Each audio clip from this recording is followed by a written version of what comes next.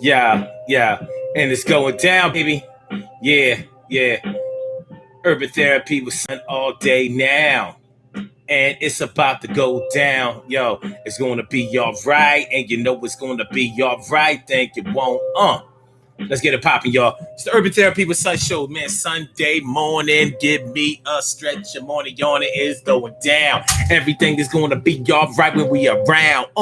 Let's make this popping. It. We do this thing till it won't stop now. All right, y'all.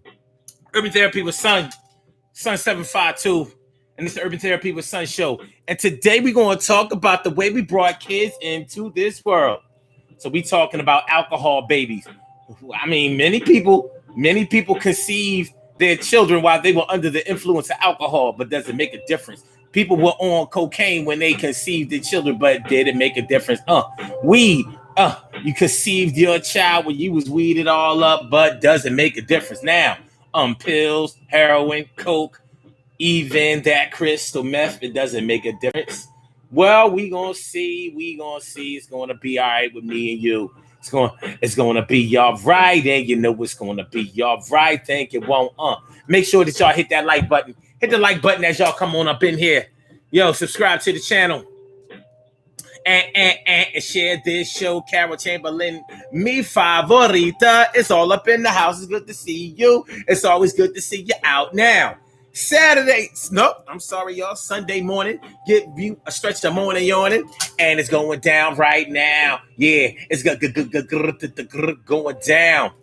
All right, y'all. So this morning on the Urban Therapy with Sun show, we are talking about alcohol babies, weed babies, cocaine babies, heroin babies, pill babies, crystal meth babies. Now we see a whole lot of craziness going on with today's generation and even generations before us. Now, could it be that our influences in bringing children into this world has fed them an energy that we just can't shake off? And I'm not saying that it's all our fault, but maybe we had an influence. And that's whether you agree with how things are and how our generation is today or not. So let's get it popping. Urban Therapy with Sun 752. And this is the Urban Therapy with Sun show. We do this every Sunday morning from 11:30 a.m. till around 1 o'clock-ish. And the reason that we say 1 o'clock-ish is because sometimes it gets so heated that we just have to do a little OT on a Sunday. And it is Sunday. I'm your host, Sun 752, a.k.a. Omar with the... And if you can't say Omar with the... Well, then you just say Omar with the R. It's the Urban Therapy with Sun show, and it's going down. How y'all feeling this morning? Emily Dunlap in the house. I said it. Emily. Listen, this is the show where adults come out and play with other adults. We laugh, we cry, we argue, fuss, and fight, go back and forth with each other. You know what I'm saying? We try to take an introspective look into our own behavior to see the way that we fit into this world and how we project ourselves to be able to figure out this thing called life. So that's how it goes down on the Urban Therapy with Sun show. This morning on the Urban Therapy with Sun show, we are talking about alcohol babies, weed babies, cocaine babies, heroin babies, pill babies, or should I say pills babies,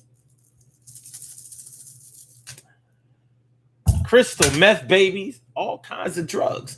Now, that's not to say that everybody is on drugs or under the influence of any type of controlled substance when they had children, but many people are. Now, luckily, we're not talking about a situation where we have a bunch of dysfunctional children, where we have a bunch of autistic or retarded or deformed children. We're not talking about a situation like that. However, I know some, and maybe you know some people who blame or were blamed for giving birth to children who had birth defects, and they blame the drug use of the parents on, for that deformity or for that learning disability or whatever. Doesn't necessarily apply in all situations. thank God that it doesn't apply on all situations, but it is something that we have to take into consideration. So we're going to talk about it this morning. Let's talk about it. You know, many of us may have either been conceived. We know, listen, some of us were born to alcoholics or drug addicts. That's just a fact. Not all of us. Of course, not all of us. You know, everybody can't be born to somebody that couldn't control their drinking or couldn't control their weed habit or couldn't control their cocaine use or heroin or drug use. Drugs. Not all of us were born to that. Thank God for that. Charlene Curry. Charlene Curry. What's going on, Charlene? How you feeling, Charlene? Good to see me, some you. Thanks for coming on through. I'm glad to see you, and you know that that's true. But yeah, so when we look at today's generation, we have a lot of complaints. We complain about the millennials all the time. We complain about millennials all the time. You know, they don't want to pull their pants up.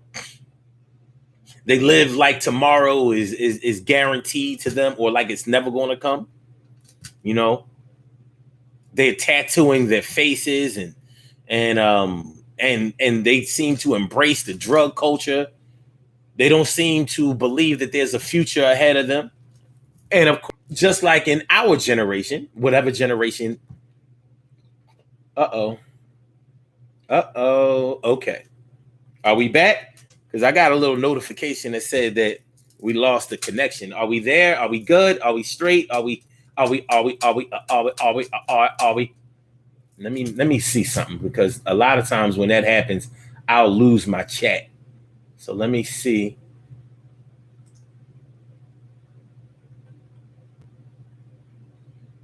Oh yeah. See, I had lost my chat. All right, so I got to keep it like this, okay? So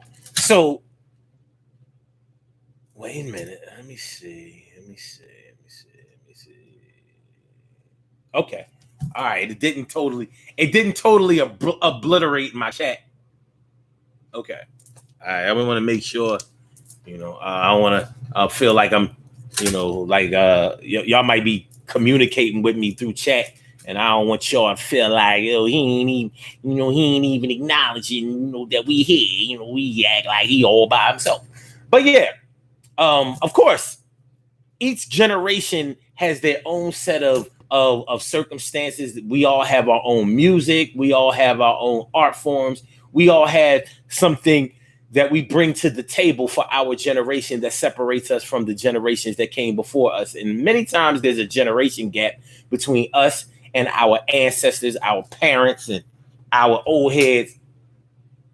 And when we fail to communicate with each other, we separate ourselves from each other, and we don't understand each other. So we think that we're doing things just to be doing things, or we're not really coming together the way that we should. And it creates a generation gap, and it makes us feel like we are doing something rebellious when it may not really be that way. We just have to get it down. But when we talk about our drug use, when we talk about our substance use or abuse, you don't have to be an alcoholic in order to have sex under the influence of alcohol and for a baby to come out of it. Doesn't have to be that way. I know for a fact that when my baby was conceived, that I was a little tipsy. I know that for a fact. Now, people may ask, well, how do you know it was when you was drunk?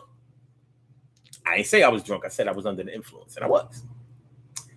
But I know that it was when I was under the influence of alcohol, because it happened on a weekend where me and her mother got together. We weren't together before then. So I can pinpoint the day of conception.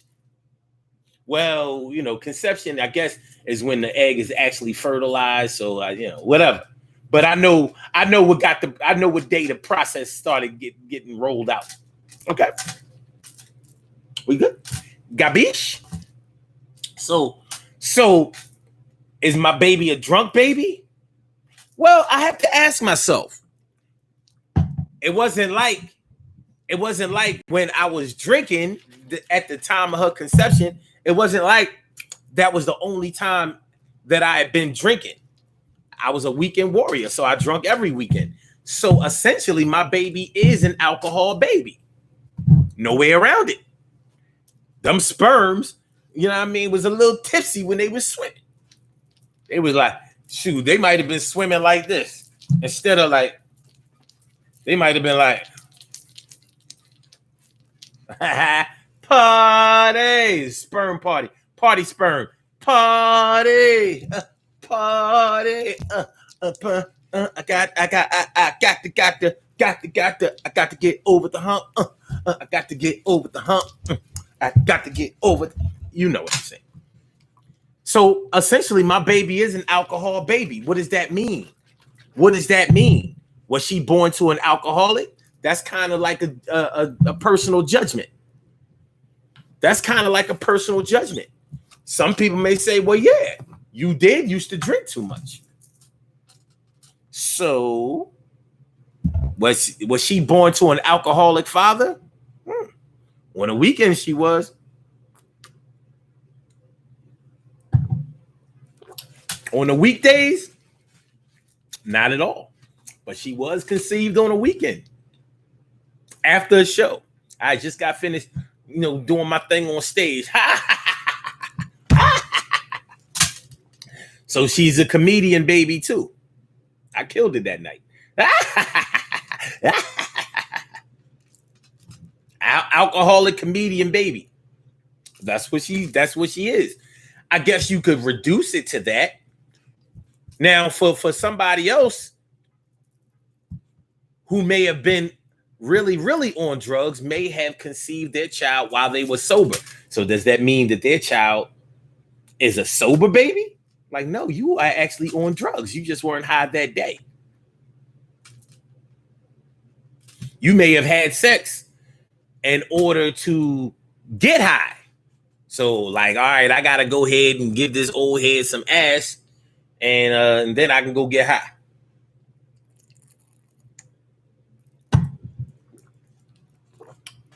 Yeah, Carol. My baby is an alcoholic comedian baby. She's a funny drinking baby. And I ain't gonna front. It used to fuck with me a little bit, like.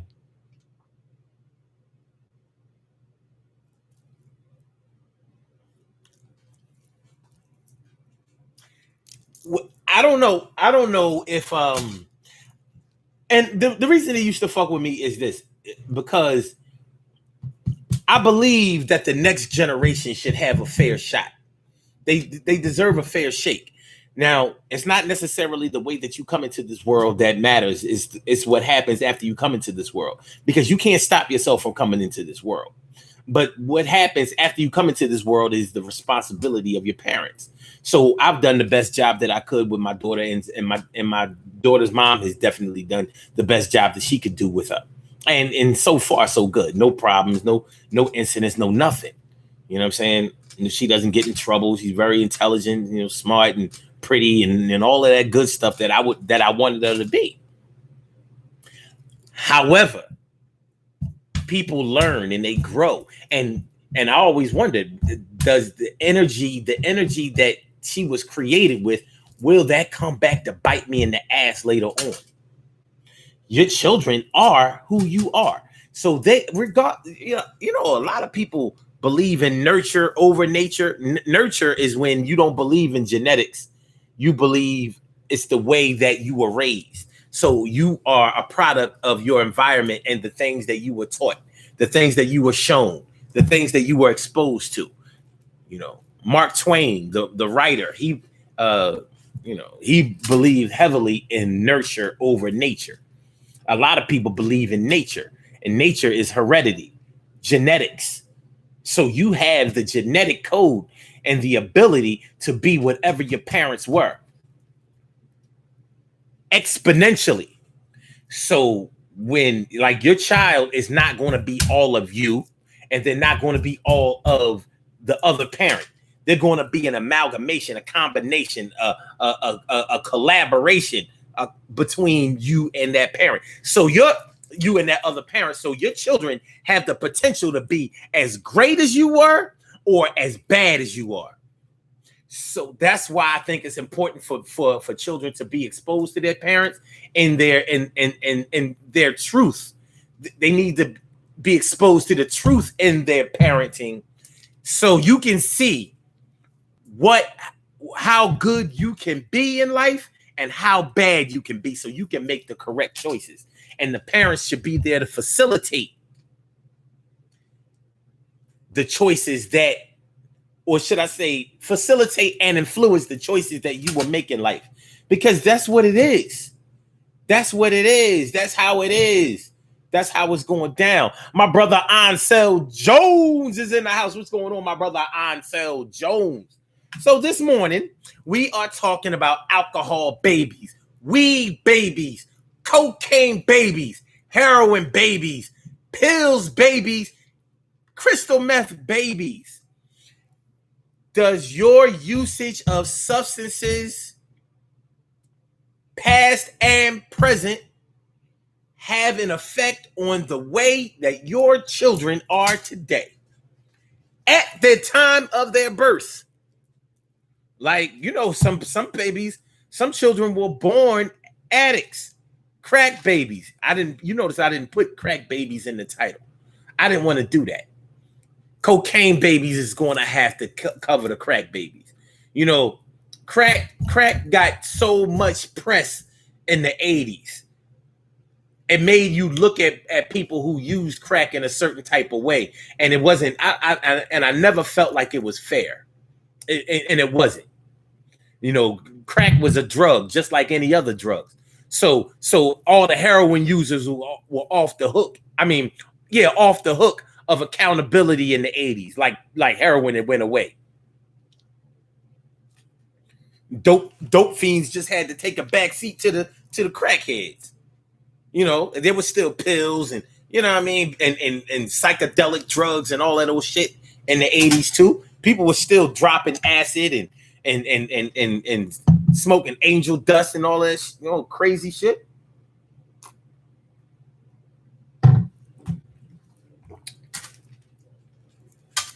You know, so yeah. So if your children were conceived and born while you were an abuser, there's a good chance that you gave birth to a crack baby. So they had to be weaned off of drugs in order to start their living. And a lot of people believe that that's the reason that these 80s babies were so fucked up. And the millennials, they think that they were fucked up because of the crack era. I'm like, everybody wasn't on crack in the 80s. There were some perfectly healthy people who gave birth to children in the 80s. But you know how those 80s babies are, especially now that all of them are 30 years old. All of them. Well, they will all be 30 years old by December 31st of this year. Every last one of them. Yeah.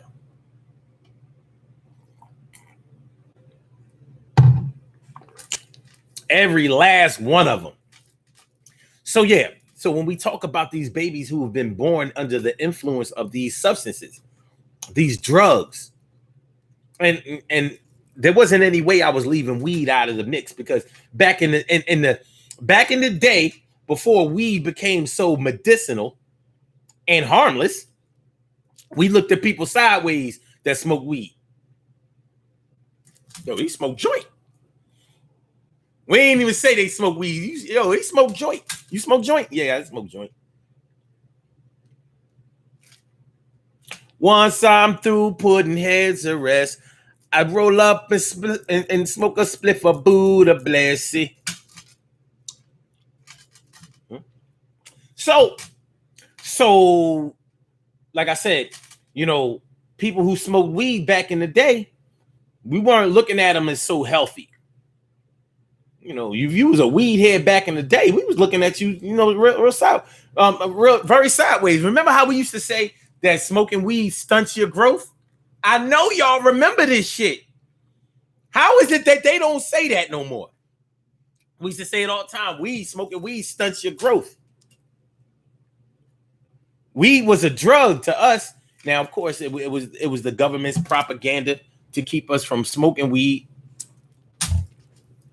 There was a lot of misinformation about the effects of weed, the side effects, and the health effects. So as we have gotten older, as time has gone past, we have become more educated about how marijuana works. But there were weed babies. There were plenty of weed babies. I know teenage weed babies. What should I say? Teenagers that was smoking the weed, drinking the 40s, sipping on the coolers and all of that. And they young asses was fucking 15, 16, 17 years old. Baby coming through. Yeah, you know. I said 15, 16, 17 years old. You smoked the weed, drunk the motherfucking old gold. And now you're having the kids. Yeah, now that shit that you did is coming back to bite you in your ass, and your mama going to have to take care of you and that baby. So that's how it was. So yeah, I'm people ain't getting off the hook for they weed abuse now. It seems like the government has given people the green light to abuse marijuana now. Before, you were looked down on if you abused smoking weed, smoking joint. Now it's like, yeah, he a weed head. And I guess just because we know that you can't smoke weed to death, it can't kill you. Like, so it's okay. Like, how is it okay? I'm a weed advocate, but it ain't okay to abuse anything. Shit, if I drink too much of this shit, it's a problem. Like, yo, why don't you mix it up or something? But how is it okay to smoke weed all the fucking time? What about the people who don't smoke weed? Do they want to smell that shit all the time? What about people who smoke weed? Weed smokers, they don't give a fuck about nothing. You ever get into a discussion? I mean, I don't even want to go into getting into an argument with a weed head. Because you can't tell them shit. You can't tell them shit. They know everything. Listen, you think that a particular zodiac sign knows everything? Talk to a weed head and they'll tell you everything. Because they think, that shit be having them thinking shit. It does have an acute way of making you, it does have an effect on making, on the way that you think. You can see through some things. When it's in the good stages, after a while, you just be thinking this dumb shit that's real. And then you start dressing a little funny. Like, a lot of them weed heads don't be fly like that. They lose they fly. They sacrifice they fresh. You can't tell them that shit though. Oh no, I'm still fly. You can't even tell that I smoke weed all the time. I'm like, what about when I see you?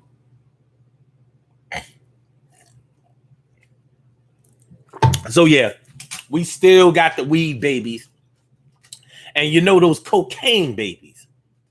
Look, man. Like when Rick James said cocaine is a hell of a drug, he wasn't bullshitting. Cocaine is something else. Peace to all my people that have kicked the habit. But when we're talking about our kids and if we were under the influence, if we were cokeheads, crackheads, weed heads, drunks and alcoholics, popping pills all the time,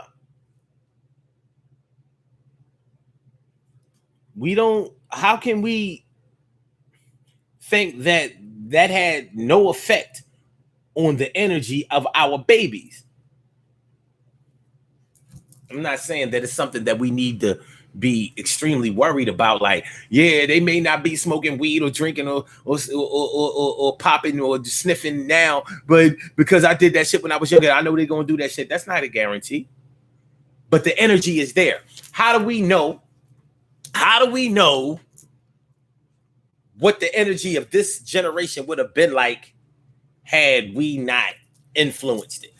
And maybe we don't buy into the thinking that we influence this generation. Maybe we think that the media is totally responsible for how they act, or some other force. Maybe we think it's just God's way. Mm-hmm. Surely, the world's most precious and greatest pearl in the world. Surely, the world's most precious and greatest pearl in the world. And my brother from another mother, Norris Hill. I said my brother from another mother, Norris Hill. What's going on, my brother? Thanks for coming on through. And Ansel Jones, my other brother, thanks for coming too. Yo, my peoples have arrived, and I'm glad to see y'all. Yo, we will survive. So we're talking about alcohol babies, weed babies, cocaine babies, heroin babies, pills babies, crystal meth babies. Now, you don't find too many black people that mess around with no crystal meth, which I'm surprised about, because the drug is off the chain. So I'm surprised that some of these wannabe ass black people have not decided to try to cross over.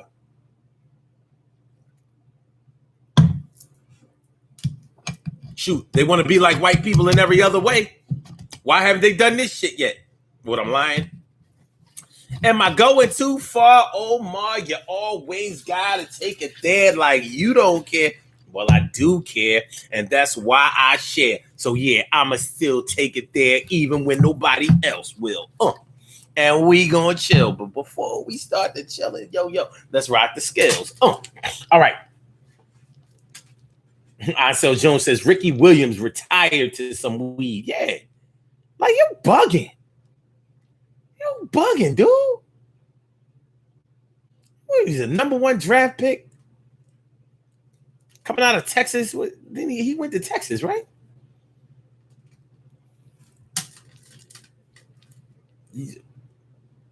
They say what's the name retired to weed too? Barry Sanders. They say Barry Sanders. He doesn't smoke weed all the time. I think Barry Sanders, something was up with Barry Sanders, though. I can't exactly put my finger on it, but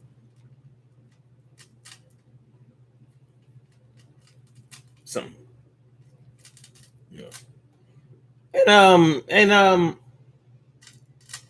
weed ain't nothing to listen, man.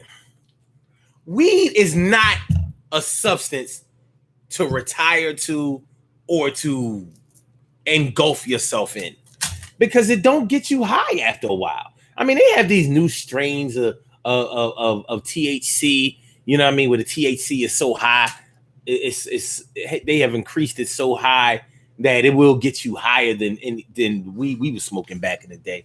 But it ain't, once you sniff that coke one time, that weed is history. Well, maybe not one time, but you'll see the difference.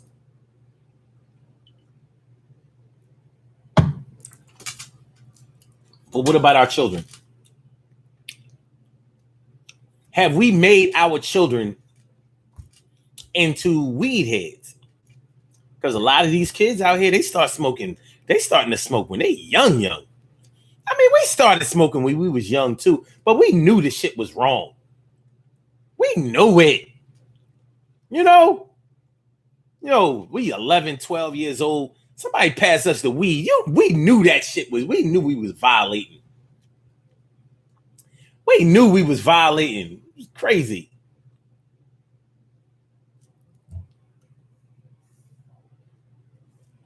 Ansel Jones says, who decides good or bad choices? Some people are raised to sell drugs. They are. And that's a poor choice all around. Now, as much as I defend drug selling, because I do see the commerce in it, the violence that's associated with drug dealing is what I have the biggest problem with. People gonna get high, man. So I'm not going for all of that. You killing your own people. I'm not going for that. First of all, you make a choice to live or die. The dope man doesn't make that choice for you. You've already made that choice for yourself. The day that you decided to try it, you made that choice. The dope man does not go knocking on your door like, yo, you know you need that. You know you need that crack. You know you need this heroin. That is not what the dope man does. He just sit back and wait, kick it with his friends until you ready to come through so he can hit you off. Unless he's selling weight, in which he has to make moves. But with that, he never sees you personally. He's just supplying. But you make the decision in your life about whether you want to increase your quality of life or decrease your quality of life. Now, the thing about drugs is that you believe that you're increasing your quality of life when you're actually limiting and decreasing your quality of life. But hey, there is something about the existence in this world in your sobriety that is unfulfilling. That's the only reason why people use drugs. They use drugs because their existence in their sobriety is unfulfilling. Think about it. If you were getting everything in your life that you wanted, needed, and desired, and that made you happy in your life, why would you need to get high? Really, just think about it. Why?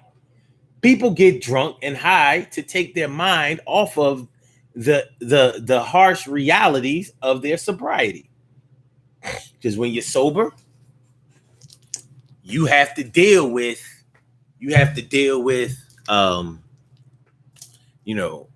any financial obligations that you have to take care of.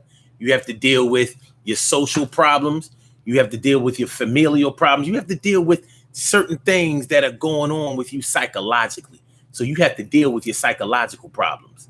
You know what I mean?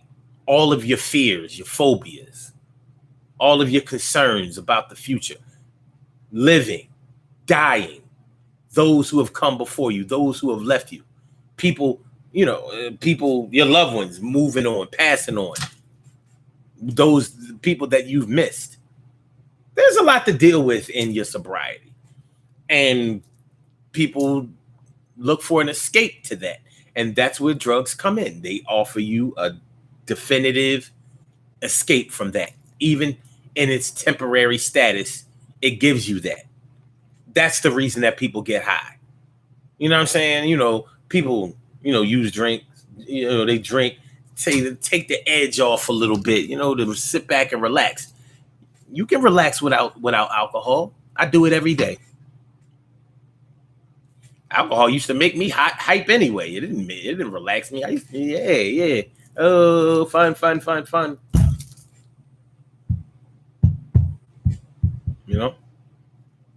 But if people say it all the time. I need something to take this stress off. Stress. People always talking about, I smoke weed because I'm stressed out. My job is stressful. My home life is stressful. It's stressful out here on the streets. This COVID-19 situation is stressful. Quarantine is stressful. Lockdown, stressful. Stress. That's why a couple of months ago, we was talking about the line for the liquor. They in line for the liquor. Yo, you can see them in the liquor line because they sobriety won't shine. They in line for the liquor. They in line for the liquor. Yo, they gotta go to the liquor store. They gotta get 1, 2, 3 bottles for it. They in line for the liquor. They in line for the liquor. They in line for the liquor. They at the grocery store. They should be getting food, but they're getting this shit to turn up and be rude. Line for the liquor. They in line for the liquor. The liquor is essential to their lives. They can't get along with their spouse. Wives, they in line for the liquor. They in line for the liquor. They line for the liquor. They in line for the liquor. Have you stood in the liquor line like the cheese line, like the line for the liquor, the line for the liquor, they in line for the liquor, They in line for the liquor. Yeah, you was standing in the liquor line, but at least you wasn't sniffing the cocaine line. You in line for the liquor. You in line for the liquor. You in line for the liquor. You line for the liquor. Yo, it goes down. Y'all understand what I'm talking about? Shit is real. Shit is real. Shoot, even the state understood, like, yo, people need their alcohol. If we're gonna be locking them in the house all that time, they need to be able to get drunk. So they left the liquor stores open as essential businesses. Come on, man.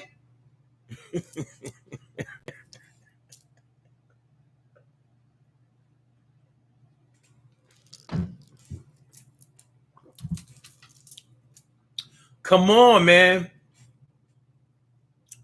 Carol Chamberlain says there are still babies born today drug dependent. Yeah, they are, because we still have people who are addicted. Now, Carol, the question that I'm asking though today is, what if the children who weren't born drug dependent, are they still affected by the usage of drugs by their parents? Like, are we bestowing our past drunk energy, past high energy onto our children? Is that the reason why some of us can't guide our children properly? It's a hard question to answer, especially for everybody, but it may be a hard question to answer even for ourselves, because it's making us deal with something that we don't really want to deal with. Like I said, you don't have to be a drunk or an alcoholic in order to conceive a baby while you was drinking. Yo, yeah, we was drinking that night. It was a drunk sex night.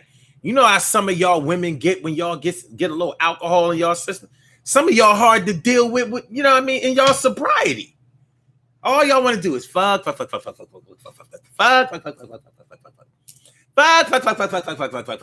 That's all women be wanting to do.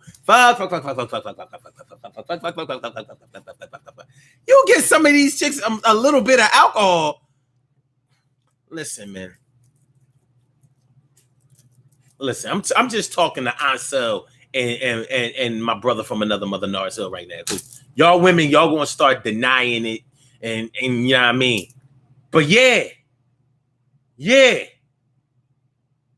it was bad enough that all y'all want to do is fuck.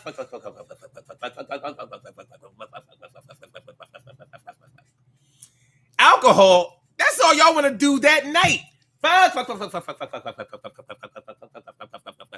Like, yo, we got to go to work tomorrow. Yeah, but until we go to work, all the way up into the shower, we gonna fuck.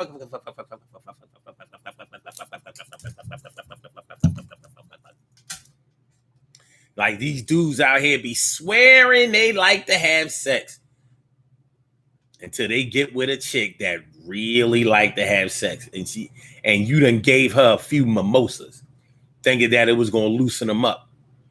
You be trying to tighten that screw, like, yo, this is too loose.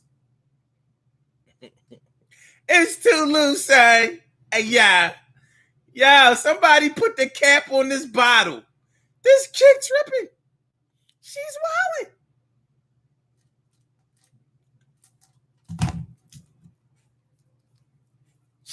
wilding. She's doing all kinds of things she didn't do when she was sober.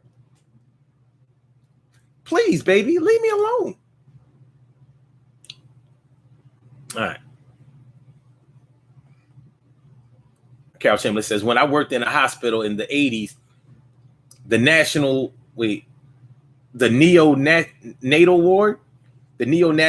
ward, I saw firsthand the effects of babies born to drug-addicted mothers. Yeah, crack babies. Crack babies was off the chain, man. Cheryl Hudson says, I know grown people who smoke around their babies and wonder why the children don't listen or misbehave. Their babies are high too. Don't beat them. Beat yourself. Me and my mom went to a cookout last year. And it was an old head cookout. But there were children there. But it's an old head cookout. And I'm like, when I say old heads, I'm talking about 50 60 and up. And I'm like, before I never saw no senior citizens smoking no weed around no kids. They would, if they smoked weed, it was on the low, and they would make sure the kids was doing something. You know how, if it was in the crib, they would send the kids to their room. And, that's when all of the kids would sexually assault themselves. And, that's when, but you know what I mean? I've got,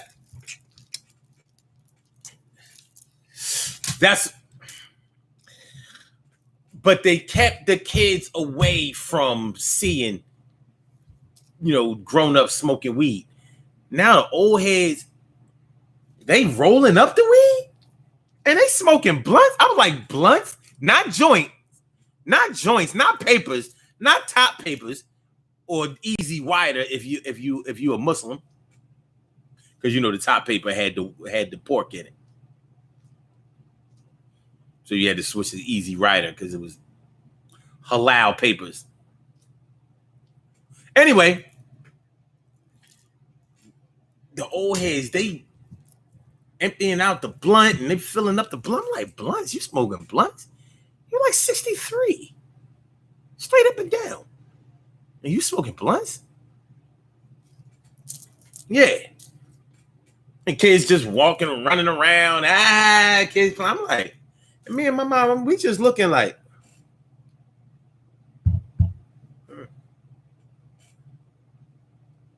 that's what we doing? That's how we doing? I mean, that's my word. This is what's good. Well, that's where we are now. Now, and once again, let me stress, this is not everybody. But even if you weren't an alcoholic or a weed head or whatever, maybe you just used it recreationally. Maybe you used it for the first time, but that's when your baby was conceived. Does that have an effect on your child and on this generation as a whole? Are these children the way that they are because of the energy that we gave them? That's what I want to know. Are they what they are? Are they the way that they are because of what we have given them, bestowed upon them? Are they the energy that we have transferred to them? Have we given them a fair shake? Now, sure, it may not be all of our fault, but there may be smoke where there's that fire. There may be smoke where there's that fire. All right, y'all. Y'all can call into the show if y'all want to talk about this a little bit or a lot of bit. Y'all know, I'm always down to wrap you up. On the personal side, calling number is 319-527-6199. That's the number to call. I said a 319-527-6199. Yes, y'all. I said a 319-527-6199. Yeah, get on the line. I said a 319-527-6199. Yeah, get your shine, baby. Get your shine, baby. Get your shine, baby. Get your shine, baby. Get your shine, baby. Get your shine, baby. Get your shine, baby. Get your shine, baby. 319-527-6199, baby. Let's get it popping. Press number 1, and that will let me know that you would like to speak. And then I will call you out by the last 4 digits of your telephone number. You can rock on and do the damn thing. It's the Sun 752 show, Urban Therapy with Sun show. Let's get it popping. Now you know. Ooh. All right, y'all. So we're talking about alcohol babies, weed babies, cocaine babies, heroin babies, pills babies, crystal meth babies, baby.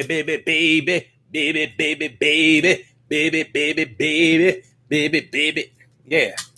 Has our substance abuse in any way affected this generation of today? Now, if you think about the things that you're pissed off about today's generation. If you're pissed off about the millennium, if you're pissed off about the millennium, well, what are you pissed off about? You know what I'm saying? Like, are you mad because they walk around with their pants hanging down? Because they weren't they're not the generation who created that. They're just not. But maybe the generation before them, the Generation Xers that wore their pants hanging down, smoked the weed, drunk the alcohol. You know what I mean? They drunk the yak, smoked the bud, sniffed the coke, smoked the crack, shot the heroin, popped the pills. Is it their fault? Is it? I don't know. But yeah, so if you have a problem with them pulling their pants down, if you don't like the music that they listen to, you don't like the trap music, or you don't like the mumble rap or whatever, you know, or maybe you don't even like the R&B. If you think these chicks out here, if you think they dress too provocatively, or that they're not positive, you know, if you think that's what's going on with them, think about what we were and who we were and what we did. But be honest with yourself and ask, did our activities have something to do with that? Were they influenced by our actions as it relates to substance abuse, substance use and abuse? Yeah, you regular users, y'all not getting out of this one.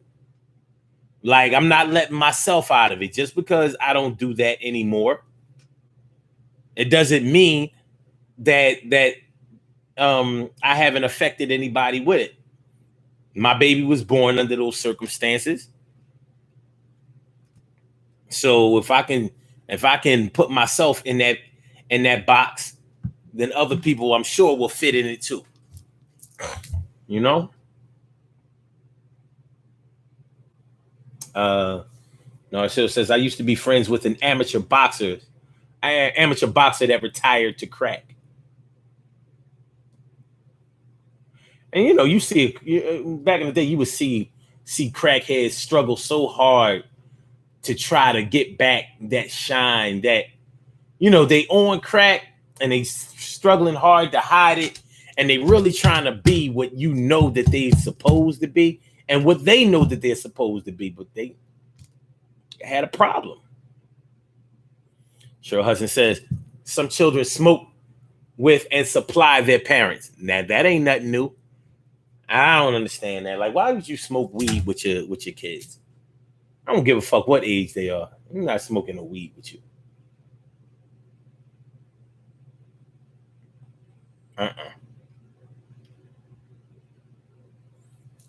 Myself says humans mess up nature experimenting. Oh, they mess up nature by experimenting? I'll deny that. Carol Chamberlain says, you was talking about when I was talking about how people in their sobriety is unfulfilling. You said they need something to take the edge off. Yeah, they need something to take the edge off. Your whole life is your fucking edge. I mean, we complain about everything in our lives. You know what I'm saying? What we gonna do about the ugly girls? We just ship them all on the other side of the world.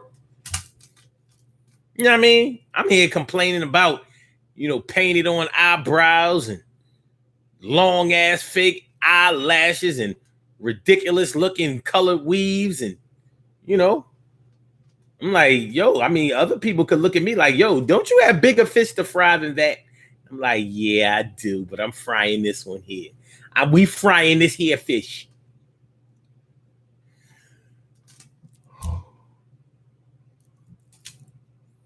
Ansel Jones says, living check to check is one of the reasons people go from weed to cocaine to pills. Well, I think everybody has their drug of choice. And a lot of times, the way you were introduced to whatever that drug of choice is will determine your usage.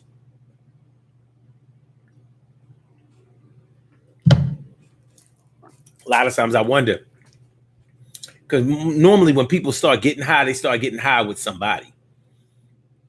Would anybody become an addict if they never had a partner? That's what I always wonder. Because it's not easy to introduce yourself to drugs and then continue it without any reinforcement. That's why most people would like to get high with somebody. They can help each other out. If I don't have money for the get high, you got the money for the get high. When you don't have the money for the get high, I got the money for the get high. Shoot, I remember crackheads used to have their own community. So they all knew when each other's check day was, so they would help each other out. And who says black people don't unite? Cheryl Hudson says when the virus came out strong, they closed the liquor stores and had the people going to the crack lines because they never closed. They closed the liquor stores, but they got the liquor. They have liquor in the supermarket, so they still had the liquor. They still had the liquor, man, and they still went over to Jersey because Jersey didn't close no liquor stores.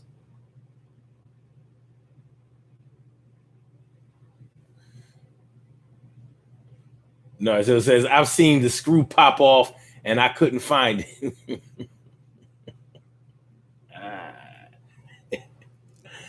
Oh man.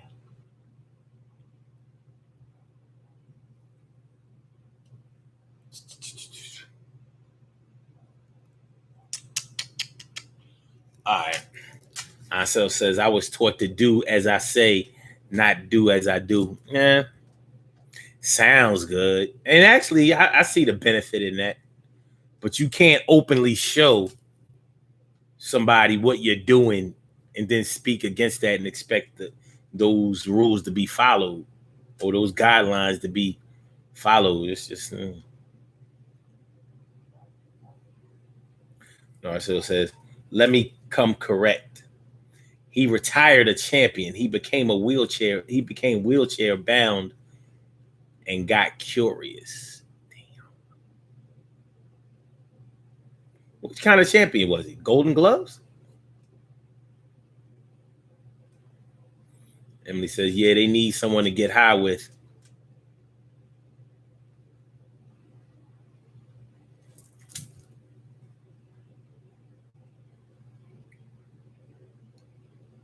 Damn, she is Emily, you are a comment erasing something. I'm like, what the fuck? I'm reading the comment. It's like, poof. Y'all, that's some weird shit. Like, what is that? All right. Okay. Ooh. Okay. Anyway. So yeah, our usage, has it affected this generation adversely? You know, is this generation doing what they do because of us, because of our usage? You know, one of the complaints that we have about this generation is that they feel a sense of entitlement. They feel like they deserve everything and don't have to work for anything. If that's your beef with them, do you think that we facilitated that? Did we cause that? Did we make that happen? I don't know. I do know this. When I was growing up, when I was a teenager, me and most of my friends had an after-school job. That's what we did. We had after-school jobs. We worked. We wanted things or whatever. We wanted to be able to take girls out, have a couple of dollars in our pockets, buy a little gold, some gear. You know what I'm saying? We worked. We made that money stretch. Wasn't a lot of money. But shit, when you get to keep all of your money to yourself, you don't have no bills or whatever, a little bit of money, it separates you from the rest. It was sure better than having to ask your mom or your dad for money all the time. But you don't see a lot of teenagers nowadays in school that had after school jobs. Not as many. Even in the fast food places. You know, you look at the fast food places nowadays, you see grown-ups working in there. Like, to me, it's the oddest thing. Like, damn,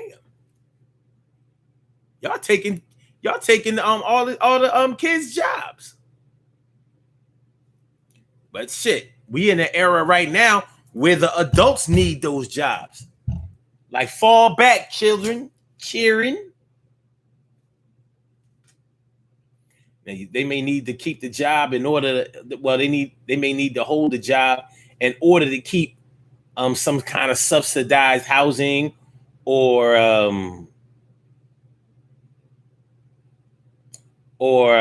some kind of welfare program going on. Could be. But yeah, man, there's no real way that we can prove that my assumptions or my claims or even my questions have any merit.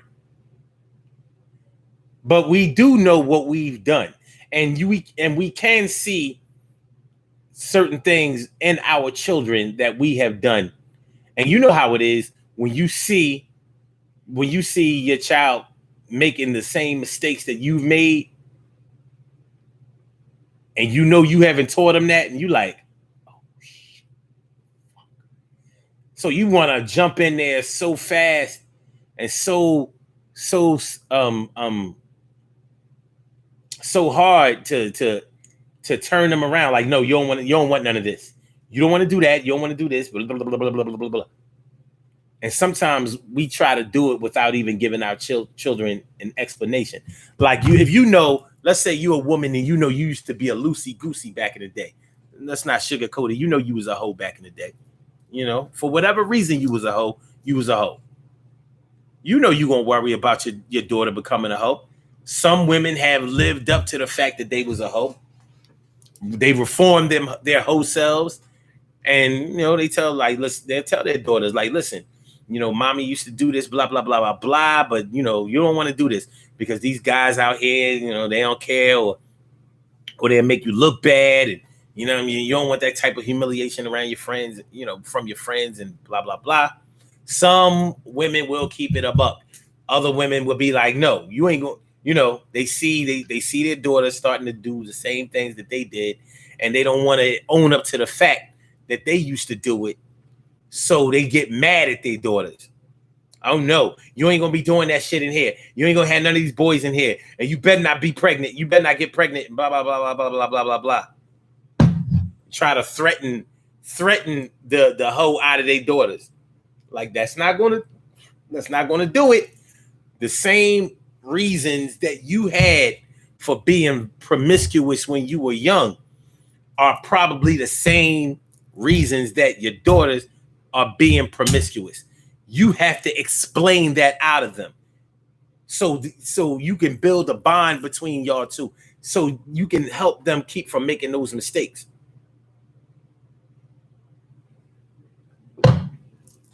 Or even if they go through with insisting on making those mistakes, they're not doing it because they didn't know. They're not doing it because they didn't know any better coming from you. You know what it is when you find out that your child is getting high, and you used to get high. You ain't wondering where they got that shit from. You're not. Even when I was just talking about if you was a hoe back in the day, you may not have stopped that shit. You may not have stopped being a hoe when your kids were born. They used to see you bringing men in and out, and men ain't no better. You see you running women in and out of the crib, and you know what I'm saying? That ain't no good look. So if you didn't curb your behavior, if you didn't curtail your activities, how can you expect your children to do that? Make sure that y'all like the show, y'all. Make sure y'all push the like button. Push the like button, please. Please. And make sure that you subscribe to the channel if you haven't subscribed to the channel thus far. And please, please make sure that you share the show if you haven't shared the show thus far.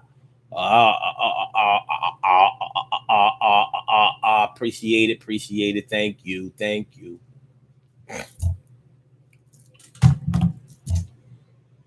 Oh, Carol, you trying to tell me something? You saying that you've been on the line for a minute? Why I know? When I checked it, you wasn't there. All right, all right. Caller with the last numbers 8658. Welcome to the Urban Therapy with Sun Show. Thank you for calling in. What's going on? What's on your mind this morning, this afternoon? Good morning. Good afternoon. Oh, good afternoon to you too. Yeah, I was holding for a minute, and you were just talking, and I was listening, and you made some very valid points. I just want to make the point that considering how much. All right, I'm gonna need you to talk. Hold on, I'm gonna need you to speak up a little bit.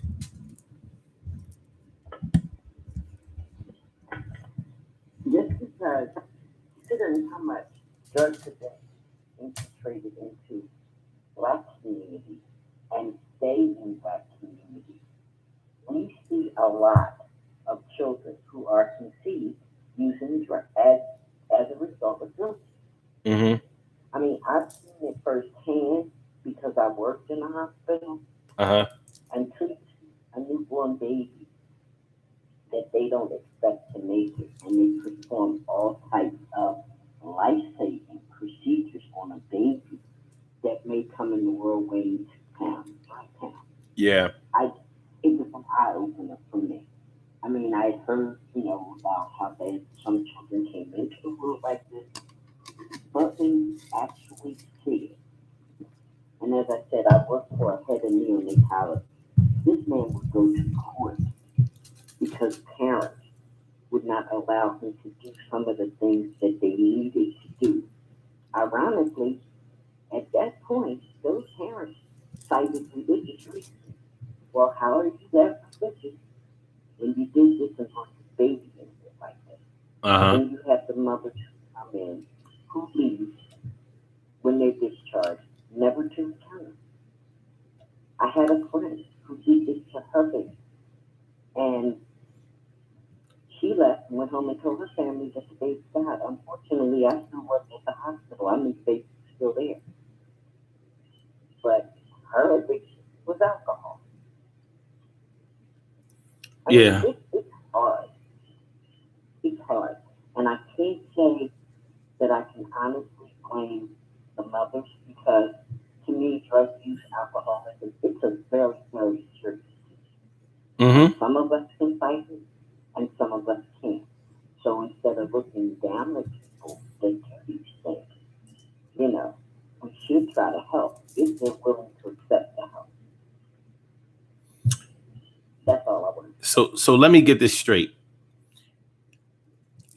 You knew a mother that left her baby at the hospital and went home and said that the baby died. Exactly. So she had no intentions of coming back to pick up the baby? Evidently not. Her sister was my best friend. Her sister's daughter is my goddaughter. And we were talking one day, and she was saying, and she was saying, it's such a shame that my sister had the baby, and when she went back to see the baby died. And I was looking at her like, the baby died. And she had told their mother and of the whole thing that this little girl had died. This little girl was not dead. And this was before Hitler, where I could have told if I wanted to, but I didn't know how to do it. Now, this mother had an older daughter, and I can honestly tell you that daughter just found out she had a sister about 10 years ago, and they found that sister in the system. Mm-hmm. Now, those girls are grown, and they've developed a relationship. The mother's dead now. But that's just to show you how deep an addiction is. She didn't want that baby. Yeah. So you mentioned how how her addiction was alcohol. Like, what do you think? What would you say to people out here who think that alcohol is a harmless substance, or that all the other drugs are so much worse than alcohol? What would you say about that? What's your opinion on it? My opinion is from working in hospitals and seeing the effects of alcohol on true alcoholics. I mean, everybody say, "Oh, he'd be drunk every week. He'd be drunk every day." That doesn't make him a true alcoholic, but it does have effects on your body. Mm-hmm. I have seen people that have had tubes in their nose and part of their liver when they're getting ready to die. You actually see bits of his liver coming up in the bowel, going into a bag, and that's cirrhosis of the liver. Yeah. Yeah. So alcohol is, to me, just as deadly a drug as heroin, cocaine, popping pills, and all the other designer drugs, so to speak. Yeah. Because alcohol will kill you. And a lot of people don't seem to understand that shit will kill you, and it will prevent you from being able to get off of it because your addiction is so bad that you could die because you don't have a drink. Like, people don't, like, it's amazing how the government pushes alcohol like it's safe. I'm like, that shit ain't safe. Look, they got. I remember a post the other day, and I commented on a post something about drinking, and I said, "Yeah, that's how they get the DTs." Mm-hmm. And you responded something with it or other, but that's also a part of alcoholism. If you've ever seen a true alcoholic really craving to get that drink, Man, they look as bad as the drug addict. Wait, worse. Worse. Yes. They be getting the shakes. Shit, they damn near having a seizure. It's crazy. It's crazy. And alcohol progresses. You know what I'm saying? Alcoholism progresses. So you may, you can be an alcoholic for decades, but you have to think about how long you have affected people's lives during that time. So, you've been getting on people's nerves. You've been, ruining your families, severing ties with loved ones and positivity and all of that shit for years and years and years. And people have been saying that it's okay just because you're not on the drugs that people are ashamed of. But when you're dealing with somebody who's a true alcoholic, ain't nothing more shameful than that. Well, most people asphyxiate or affiliate drug users with that. Can't trust Uncle Bobby to come in your house because he stole your VCR the last time. Yeah. He tried to microwave out the house. And alcoholics will do the same. Mm-hmm. People who have a disease of addiction will steal. My mom's brother, one of her brothers, he was a real bad alcoholic, and he had a very nasty temper. And he had a friend who he drank with. Well, they got drunk one day. I went down there to see my grandmother at the time because she was alive. And my uncle comes out of his house, goes across the street, and he's cussing and fussing. And my grandmother said, "Stop Henry before he goes over to whatever the guy's name is." You know what? I follow my uncle. Unbeknownst to me, he has an ice pick. And when I get in the door, my uncle is stabbing this man with an ice pick. Now tell me that an alcoholic won't do what a drug addict will do. I literally got up on his back and begged him to stop stabbing that man. He could have killed that man. Yeah, ice pick ain't no joke. You had mad internal injuries over that shit. Um, but yeah, with alcohol, I mean, think about it. Before they came up with driving under the influence, it was drunk driving. Exactly. And you know how many cars I rode in with my drunk uncles with no seatbelt? Because Mm-hmm. we didn't have seatbelts. They drove everywhere. They drove any kind of way. Mm-hmm. I'm lucky to be here. Hey, hey, I mean, we all drove with people who was under the influence. And I drove all the Yeah, time, you know what I mean, under the influence. So yeah, I know how it be. But yeah, I mean, you know, when we look at this generation, when we get back to the topic, when we start talking about how this generation is and how they have been affected by the things, or how they possibly have been affected by the things that we've done and the activities that we participated in as it relates to substance use and abuse, you know, like look at these kids now. You know what I'm saying? It seems like they're doing so many things at a younger age. Um, not if you want to talk about sex, um, children have always, or should I say, younger people, yeah, children too, have always experimented with sexual activity. But the sexual activities that these kids are experimenting with is different. You know what I'm saying? They going a little bit farther than we were. We were still, we was just trying to do the oochie coochie. They doing the sucky sucky and all of that. We wasn't doing that. You know what I'm saying? So it's different. And I'm wondering if we paved the way for that with our substance abuse.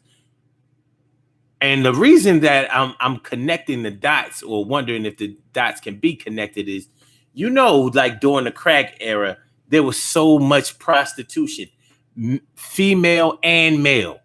A lot of men was out here sucking dick in order to get a hit of crack. This is just the reality. It was just the reality. That's where the drug game put us. We didn't hear about that when it was the heroin era, and that's back. You didn't hear about men performing homosexual acts in order to shoot up. That's not. I don't remember hearing nothing like that. That was definitely a crack thing. You know what I'm saying? Um. Now here we are with our children, um, doing it for not even for drugs. You know what I'm saying? Like doing it for other things. A cheeseburger or something like that. It like, to them, oral sex is like, for some of them, I should say, they treat oral sex like it's yeah. just like kissing. You know what I mean? Let Ter- me ask you a question. Do you believe, because I've been reading a lot about different things, I'm always in a book somewhere searching something. But anyway, I've been interested in this philosophy that um, you can be you can be born and not be a so-called quote unquote drug or alcohol baby, but you believe that it's inherited in the genes. I do. Yeah, They've been able to prove that alcoholism is genetic. They haven't really exactly. been able to prove that the other ones are genetic, but I think that's because they haven't had enough time to study it over a long period of time. See, alcohol has been As they have with alcohol. right. Yeah, Yeah. yeah. I had a discussion with somebody who basically told me that that was a lie, and uh, it's just a learned behavior. Granted, it is a learned behavior in a sense, but it's also hereditary because you have some people who may not have been around parent or raised by a parent who was an alcoholic, because somebody else stepped in and took that child away from that alcohol. But it doesn't mean they don't grow up to be an alcoholic. Yeah. Even it's not guaranteed that the children of alcoholics are going to be alcoholics. It's just a high probability. Right. There is a higher percentage of some that will. Right. Yeah. Right. Shoot. It's not guaranteed that I'm gonna be a welder because my dad was a welder. But exactly. But there's a chance I might learn how to weld. I mean, maybe that's just not your forte. Right. But, right. People don't believe that alcoholism is hereditary, and it is. Well, how about this one? How about this one, Carol? Shoot, alcohol. What about tobacco? I noticed that a lot of people whose parents smoke cigarettes, they smoke cigarettes too. A lot of people do. There are a few who will not do it because they don't like the smell. And they just the smell is repulsive to them, so they won't do it. But it can very well be hereditary. Yeah. See, people have to realize what you put in your body, even though it's something as simple, and it's not simple, so I'm not making light of it. As simple as smoking. They don't realize that, okay, so my mom, let's say, smoked when she was carrying me. And at that time, it wasn't a big deal about cigarettes. Cigarettes were glorified. It was classy to see a woman smoke a cigarette with those little fancy tips on them and all that kind of stuff, holders or whatever the hell they were called. But my mother could have passed that gene to me. Yeah. Yeah. Because in the years I was born, they were more concerned about, I think the drug was weed that they were giving women than they were cigarette smoking, alcohol consumption during pregnancy. Because there was a drug that was out there. Yeah. That they were giving women that resulted in a lot of, I don't want to say just deformed, but a lot of children being born with physical disabilities. Yeah. They even survive. You can't sweep that under the rug. You can't. I know at least a handful of people who used to be, using drugs. And the babies was born straight retarded. I ain't talking about no autism or nothing like that. I mean straight retarded. You know what I'm saying? And it's like one of those things that everybody doesn't want to talk about, but it's like on the low, everybody's saying like, yo, it's because she was on that shit. You know what I'm saying? Like that during that time. I mean, when listen, when the doctor tells you why you're pregnant, your baby is going to be born like this.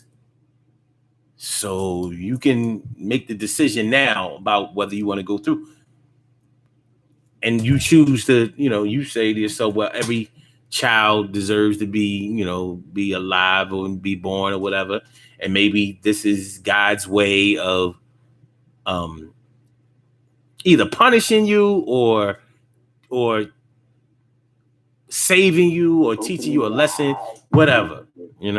I've heard a lot of different reasons or explanations for it. But hey, it happened the way it happened. But the doctor may or may not have told you that this could have been prevented, but you was fucking around on that shit. And this is what came out of it. So any woman who has a baby takes a chance on a gene mutated. Now that's kind of scientific, but it is true. Mm-hmm. Um, so you compound that possibility by what you ingest when you carry that baby. Because genes, genetically speaking, you can go back a couple of decades, Mm-hmm. and there's some this gene somewhere that somehow attaches to you while you're carrying that child. Yeah. I had a great niece who was born, and I can't remember the name of the disease, but when I tell you she was the prettiest baby ever wanted to see, she didn't even look real. Mm. She went back to her mother's side of the family. Her father was my nephew, and there was some fluke of a gene between her genes and his genes that this baby, they diagnosed her with failure to thrive. She would eat, but she wouldn't gain weight. Mm-hmm. What happened was all of her nutrients that she was taking or taking in, however, they were being stored in fat cells in her body, but not enough to nourish her for her to grow. And unfortunately, she passed away before she turned a year old. In fact, I think she was 4 months old when she died. Wow. Now, I had another child, perfectly healthy, but that day, something between a gene that her father carried and a gene that her mother mutated. So you never know.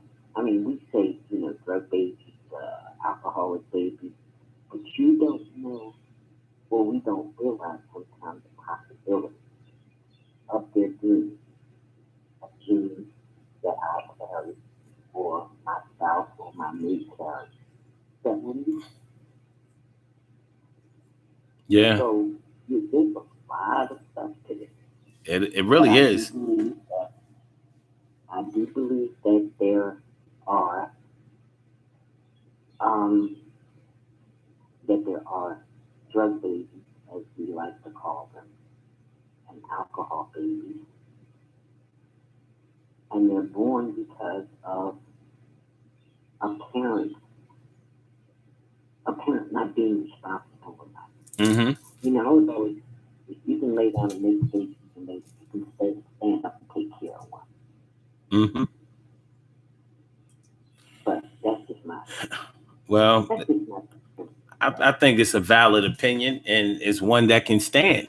I mean, uh, at some point in our lives, we all have to own up to whatever we've done, because it's going to come back to remind us what we've done at some point. It may not be today, it may not be this week, but somewhere along the line, the choices that we've made and the things that we've done we're going to have to answer for them. And the worst way to answer for those things that we've done is through our children. But the good part about it is that's good and bad. So if we have done a lot of positive things, we'll probably see the benefits of those things too. But And hopefully, positive will outweigh the negative. hopefully. Negative being outside influence. Mm-hmm. I really hope so. But that's what we're working with. I know. I know, right? I know. You know, Yes. And that was just my 2 cents. I just thought I would throw that out there because people don't seem to realize that things are hereditary. We take it, where we look at hereditary is, he looks just like his dad. Mm-hmm. Or, she looks just like her grandma. Uh-huh. There's more inheriting things. Everything is not going to be positive. Right. All right. So, all I had. Well, I appreciate you giving all you had, because it was good stuff. Very, very good. We about to get on up out of here. But thank you for coming through once again. Huh? I gotta go cook my dinner. All right. Go cook your dinner then. So, hey, when you want your cake? We gonna talk. But you know I want it. Okay. So, you know what I mean? Okay. All right. Just give me a day ahead. Okay. All right. I'll holler at you later. All right, bye. Appreciate that. Appreciate all that. All right, y'all. We have some birthday shout outs to do. Some people were born on this glorious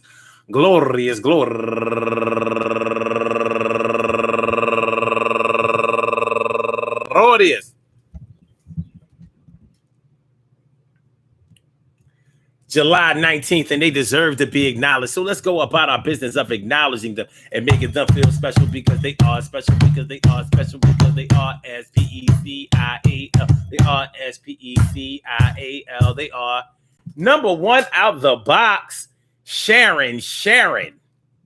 Happy birthday to you, turning 47 years old today. And also Darren Stubblefield, turning 46 years old today. And Thomas Crawford, turning 27 years old today. Happy birthday to you. And Yannick Martin, turning 29 years old today. Happy birthday to you, Yannick. And also Nikki Heron, happy birthday to you. And Madison Hart, happy birthday to you. And last but not least, Treese Whitley, happy birthday to you. I want to say happy birthday to all of you and anyone else out there who shares this birthday on this glorious